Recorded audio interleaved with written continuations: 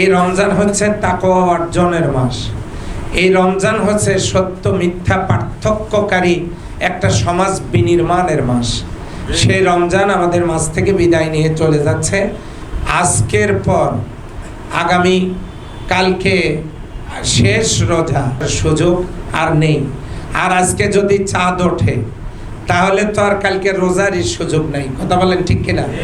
তাহলে যে মাসে আমরা কোরআন পেয়েছি সেই কোরআন আজকে সংসদে না থাকার কারণে সমাজের মধ্যে অন্যায় আমরা দূর করতে পারছি না। কথা বলেন তো ঠিক নয় কি?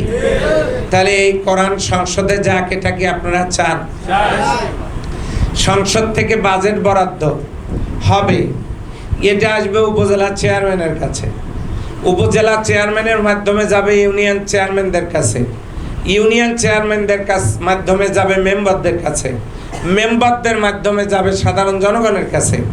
কিন্তু উপর থেকে নিয়ে আসার পর যদি বন্টন করা হয় আর মাঝখানের লোকগুলো যদি সৎ মানুষ না হয় তাহলে কি জনগণ ন্যায্য অধিকার ফিরে পাবে? তাহলে মাঝখানের লোকগুলোকে সৎ মানুষ নির্বাচিত করার দরকার আছে না নাই? আমি যে আছি আমার কি গুনাহ নেই?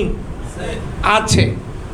আপনারা এগুলো সমালোচনা না করে একজোট হয়েছেন, আপনারা বিজয় হয়েছেন। সংসদ অধিবেশনের কারণে ঢাকায় থাকার কারণে আমি অনেকগুলো ইফতার সম্মেলনে যেতে পারি নাই। আজকে আমার যে প্রতিষ্ঠানে আমি চাকরি করতাম ওইখানে আর আমি কোনোদিন বেতন তুলতে পারবো না। ও চাকরি ওই পর্যন্তই ক্লোজ আপাতত। তো আমার ছাত্ররা ওখানে আমাকে নিয়ে শেষ একটা ইফতারের আয়োজন করেছেন।